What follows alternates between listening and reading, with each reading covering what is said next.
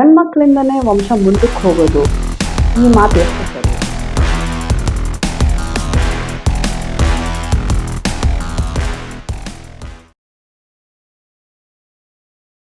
Hi, ನಾನು doctor Ashwini.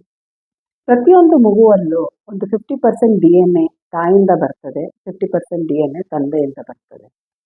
But mitochondrial DNA ಅಂತ ಏನು ಹೇಳ್ತೀವಿ, ಇದು ತಾಯಿಯಿಂದ ಅಷ್ಟೇ ಬರೋದು, ತಂದೆಯಿಂದ ಬರೋದಿಲ್ಲ.